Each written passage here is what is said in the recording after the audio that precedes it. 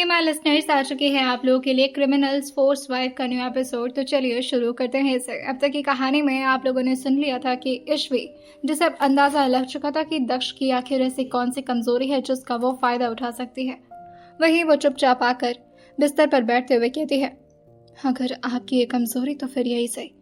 अब इसी का फायदा उठा करके मैं अपने दोस्तों के साथ यहाँ से निकल लूंगी। आपके साथ जिंदगी भर नहीं रह सकती। ऐसे साइको इंसान के साथ भला कौन अपनी जिंदगी बिताना चाहेगा। वहीं दूसरी तरफ दक्ष, जो रूम से काफी जल्दी और काफी गुस्से में बाहर निकल गया था क्योंकि ईश्वर की बातें उसे काफी परेशान कर रही थी, जैसे उसने खुद पर ही डाउट करना शुरू कर दिया हो। वो अपने बाल को ठीक करते हुए पीछे की तरफ करता है और वहीं नीचे की तरफ आते हुए कहता है, क्या चल रहा है यहाँ पर? थोड़ी सी चिपकियां घुसा रहे, इतना क्या चिल्ला रहे हो? मौत आ रही तुम्हें? वहीं नीचे संजू, जिसकी चीख तो रुकने का नाम ही नहीं ले रही थी, और वो फिर से चीखते हुए कहता है, बहुत दर्द हो रहा है, ऐसे नहीं घुसाना चाहिए था। वहीं दक्ष कहता है, अच्छा, वो तो अच्छा हुआ कि मेरे हाथों नहीं घुसा तुम्हारे अंदर चिप, वरना ऐसी जगह घुसाता ना। तान्या जो अपने चेहरे को दूसरी तरफ करते हुए कहती है, छी, कितनी घटिया बातें करते हो। वहीं एक बार दक्ष उसको घूरता है और अपने पॉकेट में से एक सिगरेट निकालते हुए उसको जलाते हुए बाहर की तरफ आ जाता है। वो एक कश लेते हुए बाहर की हवा को अपने चेहरे पर महसूस करते हुए गहरी सांस भरते हुए कहता है, मैं कमजोर नहीं पड़ सकता। वो लड़की मेरे लिए सिर्फ मेरे दुश्मन की बेटी है। मैं उसके करीब, मैंने सिर्फ उसको गर्माहट देने के लिए ये सब किया है। I mean, वो नहीं, मैं अभी वो अपने आप से बात कर ही रहे थे कि तभी पीछे से अयान, जो उनके कंधे पर हाथ रखते हुए कहता है, आप भी इंसान है भाई, अट्रैक्शन हो सकती है आपको, मान लीजिए इस बात को। वहीं जैसे ही दक्ष ने ये सुना था, वो पीछे मुड़कर अयान की तरफ देखते हैं और उसके हाथ को अपने कंधे से हटाते हुए कहते हैं, कितनी बार समझाऊं तुम्हें, एक बार में बात समझ नहीं आती है। अगर किसी ने सुन लिया कि तुम मुझे अपना भाई बोल रहे हो तो? वहीं अयान जो कहता है, तो क्या हो जाएगा? मैं जानना चाहता हूँ आखिर क्या हो जाएगा भाई। वहीं दक्ष कहता है, कोई अभी ये नहीं जानता कि इस विद्युत के साथ उसका कोई और भी है जो इस दुनिया में बचा हुआ है, और अगर किसी को अंदाजा हुआ तो मेरी जगह वो लोग तुम्हारे भी पीछे पड़ जाएंगे और हम दोनों की जिंदगी खतरे में आ जाएगी। मेरी तो जिंदगी वैसे ही सूली पर लटकी पड़ी है, तुम्हें नहीं लटका सकता मैं। तुम मेरी आखिरी उम्मीद हो, जिसके लिए जिंदा रहना जरूरी है मेरा। वही अयान जो कहता है, भाई जिएंगे तो दोनों साथ में जिएंगे, मरेंगे तो दोनों साथ में, हम ऐसे अलग नहीं हो सकते। और ये दुनिया ये समझती क्यों नहीं हमारी जिंदगी के बारे में? क्यों नहीं सुननी चाहती हमारी कहानी जो हम बोलना चाहते हैं? हमारी बैक स्टोरी के बारे में तो किसी को कुछ पता ही नहीं है। वही दक्ष कहता है, इस बारे में बात मत करो, क्योंकि तुम्हारी दर्द भरी कहानी सुनने में किसी को दिलचस्पी नहीं है। और वैसे भी कोर्ट गवाह मांगता है, सबूत चाहिए उसे, और सबूत मैं किसी भी हालत में कोर्ट तक पहुंचा कर रहूंगा। वही अयान जब पूछता है, पर हमारे लिए केस लड़ेगा कौन? सब लोग तो यही जानते हैं कि हम आतंक। वही दक्ष उसे कंधे पर हाथ थपथपाते हुए कहता है, तुझे क्या लगता है ये चोरी मैं ऐसे ही कर रहा हूँ? पैसों की जरूरत मुझे इतनी भी नहीं है। लॉयर को तो मैं खरीद ही लूंगा, उसके साथ ही जज को भी, और अगर नहीं माने तो उड़ा दूंगा। आतंकवादी तो घोषित कर ही दिया है, तो थोड़ी बहुत केसेस तो करना बनता है ना। खैर, इस बारे में तू सोचना छोड़ दे, ये सब मेरी रिस्पॉन्सिबिलिटी है, मैं झेल लूंगा। तू अंदर जा। अयान को जैसे ही दक्ष ने अंदर जाने के लिए बोला था, वो घूम तो जाता है अंदर की तरफ, लेकिन फिर दक्ष के पास दौड़ कर आते हुए कहता है, वैसे आप किसके साथ सोए थे? जैसे ही दक्ष ने ये सुना था, वो एक कश लेते हुए कहते हैं, बकवास मत कर, निकल यहाँ से। लेकिन तब अयान जो हंसते हुए कहता है, बता भी दो किसके साथ सो रहे थे? वहीं दक्ष काफी गुस्से में कहता है, तो प्यार से निकल रहे या फिर सूफी को बुलाऊं? जैसे ही अयान सूफी का नाम सुनता है, वो काफी डरते हुए अंदर की तरफ भागते हुए कहता है, उस मगरमच्छ के साथ तो आपका अलग ही कनेक्शन है भाई, पता नहीं क्यों आपकी इतनी सुनती है वो। दक्ष अपने जंगल के जानवरों के साथ कुछ ज्यादा ही अटैच है, और होते भी क्यों ना, अब ये जंगल ही तो था उनकी पूरी दुनिया जिसने उनको पाला था। दक्ष भी अब अपने कदम को तालाब की तरफ बढ़ा लिए थे। उनका जानवरों के साथ कुछ अलग ही कनेक्शन था, और इवन इस जंगल के साथ उनका एक अलग रिश्ता जुड़ चुका था। वो एक एक कदम तालाब की तरफ बढ़ाते हैं और अपने फुटवेयर को निकाल करके अपने पैर को उसी तालाब के अंदर डाल देते हैं। वो अपनी आंखों को बंद किए हुए आसमान की तरफ देखे जा रहे थे। वहीं पीछे से ईश्वी, जो विंडो की तरफ आकर दक्ष की तरफ ध्यान से देखते हुए अपने मन में कहती है, अयान किस बारे में बात कर रहे थे और ये क्यों कह रहे थे कि ये पहले ऐसे नहीं थे। चाहे जैसे भी हूँ, मुझे इनके साथ नहीं रहना तो नहीं रहना बस। आन्या जो इस घर में कैद हो चुकी थी और उसके साथ ही सारे दोस्त, जिसकी वजह से अब उस आर्मी कॉलोनी में दोबारा से दहशत मच गई थी कि आखिर क्या दोबारा से वो गुंडे आकर के इस घर के बच्चों को उठा कर के ले गए हैं। तान्या के डैड तो इस बारे में अच्छी तरह से जानते थे, लेकिन वो इस बारे में किसी को कुछ नहीं बताते। वहीं उनकी माँ जो परेशान होते हुए कहती हैं, कहाँ गई मेरी बेटी। वो उस लड़की को ढूंढने के चक्कर में इतनी पागल तो नहीं हो गई कि वो खुद उसे ढूंढने के लिए निकल गई। अगर उसके बारे में घर से पता करती तो क्या पता नहीं चल जाता, पुलिस वालों को बता देती वो खुद कहाँ गई है। मुझे अच्छे से पता है कि बात सिर्फ आपको पता, लेकिन आप अपनी बेटी के इतना ज्यादा हितैषी बन जाते हैं कि आपको ये भी नहीं अंदाजा है कि वो कितने बड़े खतरे में हो सकती है। वहीं तान्या के डैड जो उनकी मॉम को समझाते हुए कहते, मैंने उसको खामखा यूं ही आर्मी ऑफिसर में जाने की ट्रेनिंग नहीं दिलवाई है, उसको जिम्मेदार बनाया है और अपनी जिम्मेदारी समझना भी सिखाया उसे।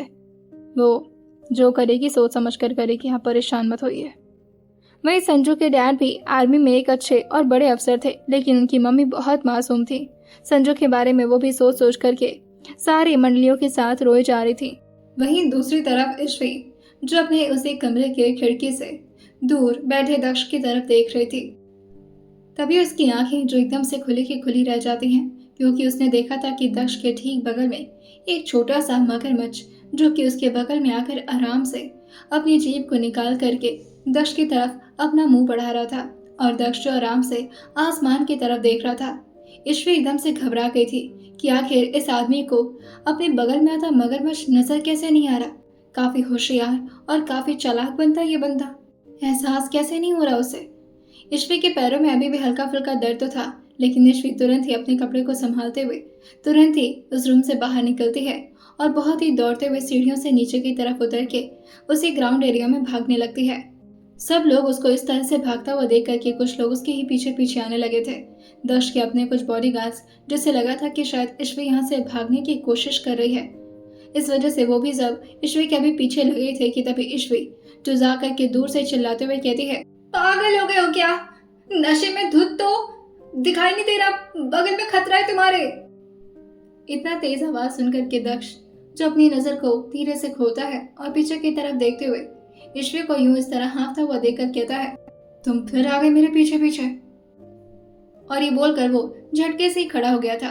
बगल में उसका क्रोकोडाइल था, लेकिन उस पर दक्ष ने एक बार भी नजर नहीं फेरा था और वो आकर के ईश्वी के ठीक सामने खड़ा होकर के उसको थोड़ा अपने करीब लाते हुए कहता है, तुमने खुद को सच में मेरी बीवी तो नहीं मान लिया है? और अभी तो थोड़ी देर पहले तुम क्या कह रही थी कि तुम्हें तालाब से डर लगता है, पानी में नहीं नहाना है, ब्ला ब्ला ब्ला। आ गई तुम पानी में नहाने। वही ईश्वी जो कहती है, पानी में बाद में नहाइएगा, पहले पीछे देखिए, अंदाजा भी है पीछे क्या है आपके। ईश्वी की बात सुन करके दक्ष जो उसके तरफ अपना चेहरा झुकाते हुए कहता है, नहीं मुझे तो अंदाजा नहीं है, तुम ही बता दो। वही ईश्वी जो कहती है, मुझे तो लगा था कि आप वाकई में बहुत डेंजर है, लेकिन आप तो फट्टू निकले। जैसे उसने ये बोला था, दक्ष जब अपने सिगरेट को अपने एक हाथ से नीचे की तरफ फेंकता है और उसके करीब आकर के उसके गालों को जोर से अपने हाथों से दबाते हुए कहता है, फट्टू किसे बोल रही हो? हाँ। वही ईश्वी जो कहती है, मेरा मुंह, मैं तो आपको बचाने के लिए आई थी। दक्ष जो अपनी उंगलियों को उसके गाल से हटा करके उसके गालों पर टैप करते हुए कहता है, किससे बचाने आई थी मुझे? मैं कह रहा हूँ ना, मुझसे दूर रहा करो, तुम करीब आने का कोई शौक नहीं है तुम्हारे, और जिस दिन आ गया ना उस दिन बहुत पछताओगी। महेश्वरी जो कहती है, अरे आप पीछे तो देखिए, मौत आपके ठीक पीछे आपका इंतजार कर रही है, मुझे बाद में मारिएगा और मुझे बाद में बर्बाद करिएगा, पहले खुद को बचाइए। एक तो मैं आपको बचाने के लिए आई थी, चलिए यहाँ से। और ये बोल करके ईश्वी ने खुद ही दक्ष का हाथ पकड़ा था और उसे अपने साथ ही भगाते हुए दूसरी तरफ आने लगी थी। वहीं दक्ष जो ईश्वी के स्पीड को देखकर थोड़ा हंसते हुए कहता है, ये तुम मौत से भाग रही हो या फिर गेम खेल रही हो? ईश्वी जी दौड़ते हुए कहते हैं, तेज भागिए ना आप। दक्ष कहता है, तेज भागो, मेरे स्पीड को मैच कर पाओगी? दक्ष को तो अभी भी अंदाजा नहीं था कि आखिर ईश्वी भाग क्यों रही है, लेकिन फिर भी वो बस ईश्वी के साथ मजे ले रहा था। जैसे ही दक्ष ने अपनी थोड़ी सी स्पीड पकड़ी थी, ईश्वी एकदम से लड़खड़ाते हुए कहती है, हाँ, पंख नहीं लग गया है, हाथ पकड़े हैं बस, हवा में उड़ाएंगे क्या मुझे? और वैसे भी मगरमच्छ जमीन पर इतना तेज नहीं दौड़ पाते, और उधर नहीं जाने, घर के अंदर चलिए। अब ईश्वी उसका हाथ पकड़कर उसे अंदर ले जाती है, लेकिन तभी दक्ष उसको रोकते हुए कहता है, मगरमच्छ? ईश्वी अपना सर हाँ मिलाते हुए कहती है, वो देखिए, तालाब से बाहर आकर अपनी पूंछ फड़फड़ा रहा है, आपको खाने वाला था वो तो मैंने आपको बचा लिया, वरना आज तो ना आप अपनी सांस लेकर निकल लिए होते। पता नहीं क्यों ही आपको बचाने के लिए आ गई। और ये बोलकर कि वो अपने हाथ को उसके हाथ से छुड़ाने लगती है, लेकिन दक्ष ने उसकी कलाई को जोर से पकड़ा हुआ था और वो उसको अपनी तरफ लाते हुए कहता है, तो तुम मुझे सूफी से बचाने के लिए आई थी? ईश्वी ये सुनकर के अपनी नाक से कोड़ते हुए कहती है, सूफी? मैं किसी सूफी उफी से बचाने नहीं आई थी, उस मगरमच्छ, इतना डरावने मगरमच्छ से बचाने के लिए आई थी, जिसे मैंने सिर्फ अब तक जू में देखा था। ये रियल में ऐसे होते हैं? बहुत खूनकार है, चलिए यहाँ से। वही दक्ष जो उसके बाजू को पकड़ते हुए कहता है, तुम्हें उससे डर लग रहा है? ईश्वी जो अपना सर हाँ मिलाते हुए कहती है, हाँ, वो इधर ही धीरे धीरे आगे बढ़ रहा है, आपके पास ही आ रहा है, खा जाएगा हम दोनों को, चलिए यहाँ से। लेकिन तभी दक्ष उसको अपने गोद में उठाते हुए कहता है, हाँ, तुम्हें और डराता हूँ। ईश्वी जोर से अपने हाथ पैर को मारते हुए कहती है, ये कैसे इंसान है आप? एक तो मैं आपको बचाने के लिए आई थी, ऊपर से आप मुझे खुद ही मरवाने के पीछे पड़े हुए, बहुत घटिया इंसान है आप, छोड़िए मुझे। लेकिन तभी दक्ष हंसते हुए कहता है, कहाँ भागने की कोशिश कर रही हो? मेरे गोद में हो तुम्हें लगता है कि तुम बच पाओगी? और ये बोल करके वो ठीक ईश्वी को उसी सूफे के सामने ला दिए थे और उसको ठीक तरीके से खड़ा करते हुए सूफे के ठीक सामने बैठ करके उसके सिर पर अपना हाथ रखते हुए कहते हैं, ये थोड़ी सी पागल है, लेकिन जो भी एडजस्ट कर लेना है, इसे हार्म करने की कोशिश मत करना। और ये उन्होंने काफी धीरे बोला था। वहीं ईश्वी जो जोर से चिल्लाते हुए कहती है, हे भगवान, माता रानी, मुझे शक्ति देना, मैं मर जाऊंगी, आज मैं नहीं बचने वाली। उसके पैर बुरी तरह से कांप रहे थे। वहीं दक्ष जो उसको जबरदस्ती उसका हाथ पकड़कर ठीक सोफे के सामने बिठाते हुए कहता है, देखो ना, ये कितनी क्यूट है, इसकी आंखों में ध्यान से देखा है तुमने? कितना प्यार छलकता है, बिल्कुल तुम्हारी तरह। ईश्वी ने जैसे ये सुना था, वो दक्ष की तरफ घूरते हुए कहती है, मैं कोई मगरमच्छ नहीं हूँ। वहीं दक्ष एक भौं से कोड़कर कहता है, वो तुम हो भी नहीं सकती, क्योंकि मेरी सूफी बहुत प्यारी है। जैसे ही सूफी ये सुनी थी, वो अपने सर को हाँ में हिलाकर के अपने मुंह को बड़े से खोल लेती है। जैसे ही उस क्रोकोडाइल ने ये सुना था, वो भी अपने दांत को खोलते हुए बड़ा सा मुंह बाते हुए अपने सर को हाँ में हिलाने लगी थी। वही ईश्वी जो पीछे जाते हुए कहती है, छोड़ दो मुझे मत खाना प्लीज। ईश्वी को लगा था कि वो क्रोकोडाइल उसे खाने के लिए ही आगे बढ़ रही है, लेकिन ऐसा नहीं था। वो तो अपना इंट्रो कराना चाह रही थी ईश्वी से। ईश्वी जो अपने पैरों की बदौलत ही पीछे की तरफ खिसकते हुए कहती है, मुझे मत खाना। अभी वो रोना शुरू करती कि तभी दक्ष अपने पैर को सोफे के ठीक सामने लाते हुए कहता है, रहने दो, इतना भी मत डराओ कि रोना ही शुरू करते हैं। वही ईश्वी अपने सर को हाँ मिलाते हुए कहती है, हाँ, इसको रोकिए और आप भी चलिए यहाँ से, पैर काट लेगी आपका। वही दक्ष कहता है, कुछ नहीं करेगी, और वैसे भी तुम इससे इतना डर क्यों रही हो? ईश्वी जो कहती है, आप अजीब है क्या, ना सांप से डरते हैं ना मगरमच्छ से डरते हैं, इंसान है कि जानवर है आप? जंगल में रहते रहते खुद को जंगल का राजा तो ही समझ लिया, जो हर जानवर के साथ इस तरह से बातें करते रहते हैं। वही दक्ष जो ईश्वी को ठीक तरीके से खड़ा करता है और अपने करीब लाते हुए कहता है, जानवरों से डरने की जरूरत नहीं होती, अगर डरना है तो इंसान से डरो। ये तो बेजुबान होते हैं, अपनी फीलिंग्स को बता नहीं सकते, लेकिन जिस दिन तुम इनकी फीलिंग्स समझना शुरू कर दोगे ना, इंसानों से ज्यादा जानवरों से प्यार हो जाएगा तुम्हें। और ये बोलते हुए वो उसी मगरमच्छ को देख रहे थे। वही दक्ष उसे दोबारा से तालाब में जाने का इशारा कर दिए थे और वो तुरंत ही अपने सर को मटकाते हुए अपने हाथ पैर को बढ़ा करके दोबारा से जल्दी जल्दी अपनी पूंछ हिलाते हुए तालाब के अंदर चली गई थी। जिया जो जैसे ही अपनी नज़र को उसके ऊपर डालती है और वो देखती है कि दोबारा से वो क्रोकोडाइल अंदर की तरफ जा चुके हैं, उसके सांस में सांस आता है। और वहीं दक्ष जो ईश्वी के दोनों हाथ को अपने काफ़ी करीब रखे हुए थे, जिसे वो खुद ही अपने हाथ से हटाते हुए कहते हैं, वैसे तुम मुझे बचाने के लिए क्यों आई? मर जाने दिया था मुझे, कम से कम तुम आज़ाद तो हो जाती। ईश्वी जो मुंह बनाते हुए कहती है, हर किसी को अपनी तरह समझने की ज़रूरत नहीं है। मैं आपकी तरह बुरी इंसान नहीं हूँ, अच्छी इंसान हूँ मैं, और इतनी वजह से किसी को मरता हुआ नहीं देख सकती। जैसे ही दक्ष ने यह सुना था, वो धीरे से अपने एक हाथ को ऊपर की तरफ उठाते हैं और किसी गहन सोच में डूबे हुए उसके गालों पर अपना हाथ रखते हुए कहते हैं, तुम अपनी बाप की तरह क्यों नहीं हो? मैं नफरत करना चाहता हूँ तुमसे। और ये बोलते हुए उसके चेहरे के और ज़्यादा करीब आते हुए कहते हैं, मुझे नफरत करने दो खुद से। अच्छी मत बनो मेरे सामने, क्योंकि तुम्हारी अच्छाई से मुझे कोई लेना देना नहीं। मरोगी तो तुम वैसे भी, तो अच्छा बन करके अपनी मासूमियत मेरे सामने मत लाओ। अच्छे से वाकिफ हूँ तुमसे, तुम्हारी नस्लों से। पहले प्यार से बात करते हैं, फिर पीठ में छुरा घोंप देते हैं। और ये बोल करके दक्ष ने उसे थोड़ी दूर पर काफी जोर से धक्का दिया था। ईश्वी जाकर के एक पेड़ के टहनी से टकराती है और उसके सिर पर हल्का सा चोट लग गया था। वो अपने सिर पर अभी हाथ रख के दक्ष को ही जाता हुआ देख रही थी और तेज और चिल्लाते हुए टोन में कहती है, मेरे साथ जितना बुरा कर रहे हो ना, उतना बुरा एक दिन तुम्हारे साथ भी होगा, तब समझ में आएगा। एक तो मैं बचाने के लिए आई, ऊपर से मुझे ही धक्का दे दिया, घटिया इंसान। वही दक्ष चिल्लाते हुए कहता है, जाकर खाना बनाओ, मुझे 15 मिनट में खाना तैयार चाहिए। और ये बोलकर वो अंदर की तरफ चला गया था बिना ईश्वी का कोई जवाब सुने।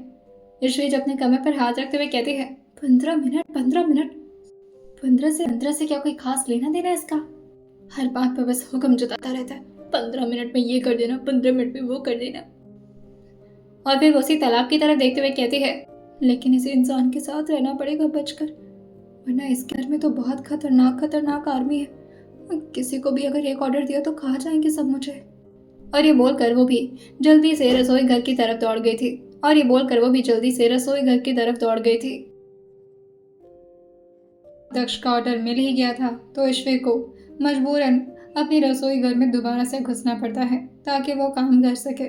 वैसे उसका मुंह बहुत ही बुरा सा बना हुआ था और वो मुंह बनाते हुए कहती है, मम्मी, कब मुझे इस जीवन से छुटकारा मिलेगा? और वहीं वो काम करते करते झटके से ऊपर की तरफ देखते हुए कहती है, नहीं, मेरा मतलब मुझे ये जिंदगी चाहिए, पर यहाँ नहीं रहना है। आप कुछ और समझ करके मुझे टपका मत दीजिएगा। माता रानी, प्लीज इस जगह से निकालो मुझे, मैं नहीं रह सकती जंगल में। दूसरी तरफ ब्रिजेश जी, जो काफी ज्यादा इस वक्त परेशान थे, उनके ठीक सामने जो न्यूज चल रहा था उसको देख देख करके वो अपने सर पर हाथ रखते हुए कहते हैं, क्या करूं मैं इसका? मुझे समझ नहीं आ रहा कि आखिर ये सब कौन कर रहा है। हमारी बेटी तो हमारी बेटी, इतने सारे बच्चों को इस तरह से गायब कर दिया गया। वहीं अर्चना जी भी परेशान होते हुए कहती हैं, पता नहीं हमारी मासूम बच्ची किस हाल में होगी। उसने तो अपनी जिंदगी में कोई खतरे जैसी चीज नहीं देखी है, वो पता नहीं किस हालत में होगी।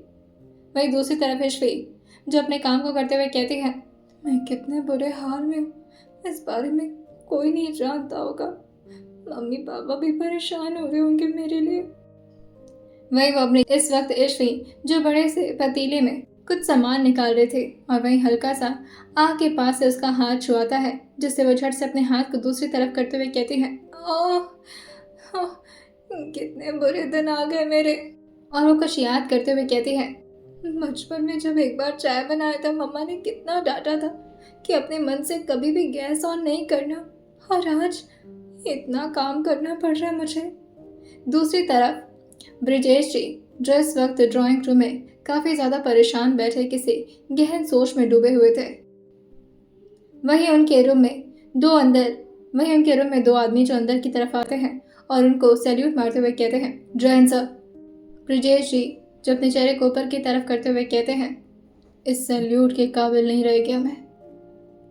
उसमें से एक ऑफिसर, जो कि मेजर था, और दूसरा कमांडो, अपने सर को हम मिलाते हुए कहता है, सर आप हैं, आपने जो मिसाल कायम की है हमारे डिपार्टमेंट के लिए, हम उसे कभी नहीं भूल सकते। आपने बहुत बड़े बड़े मुजरिमों को धूल चटाई है। आप हमारे लिए हमेशा से आइडियल थे और आइडियल ही रहेंगे। कर्नल ब्रिजेश अपने सर को ना हिलाते हुए धीरे से अपनी जगह से खड़े होते हुए कहते हैं, हम नहीं हैं। हमारे घर की बच्ची हमसे दूर हो गई और हम हाथ पर हाथ रख के बैठे। आखिर वो कहाँ चली गई, कहाँ गायब हो गई मेरी बच्ची। पुलिस से तो अब ये काम नहीं हो पा रहा। और फिर वो पीछे मुड़ते हुए कहते हैं, इसलिए हमने आप दो होनहार ऑफिसर को यहाँ पर बुलाया है। हमें आप दोनों के काम पर पूरा भरोसा है, इसलिए हम चाहते हैं कि इस बारे में हम खुद डिस्कस करें, क्योंकि गवर्नमेंट से हम कोई ख़ास उम्मीद नहीं रखते और आप भी जानते हैं कि हमारे जैसे नॉर्मल लोगों के बारे में गवर्नमेंट कभी सोचेगी भी नहीं। उसमें से एक ऑफिसर जिसका नाम शिवाय था और वही कमांडो भी था, वो अपने सर को हमें लाते हुए कहता है, सर आप ऑर्डर दीजिए। आपका कमांड हमारे सिर आंखों पर सर। आप जो कहेंगे हम तुरंत करेंगे, बिना किसी भी बारे में सोचे, और गवर्नमेंट को भी हम साइड में रखेंगे। आप बताइए सर, हमें क्या करना है।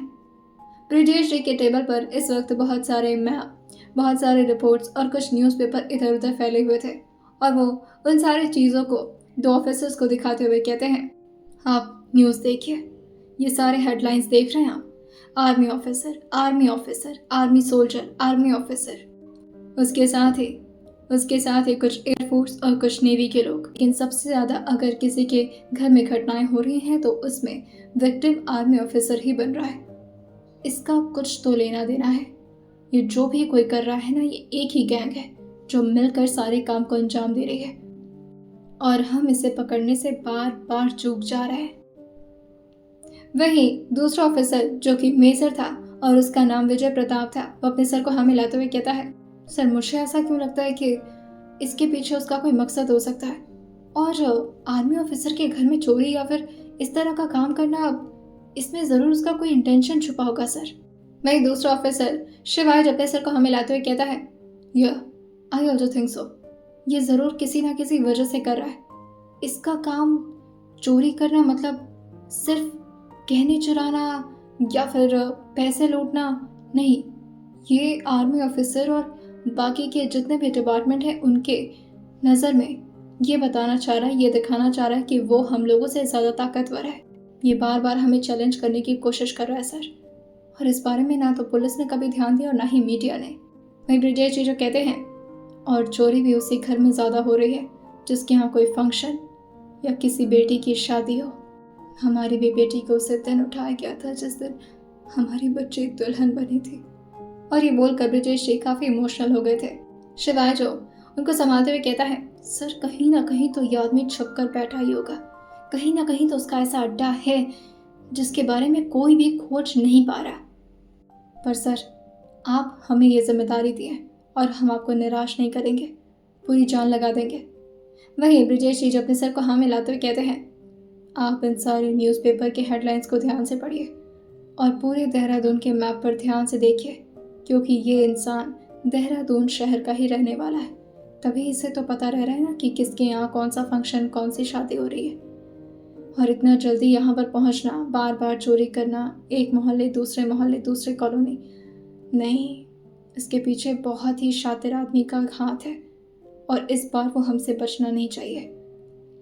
बाकी के रिपोर्ट्स हम शाम को डिस्कस करेंगे और जो भी अपडेट्स होती हैं आप लोग हमें बताइए, और हाँ, पर्सनली हमें बताइएगा, हमें इसमें पुलिस को इन्वॉल्व नहीं करना है।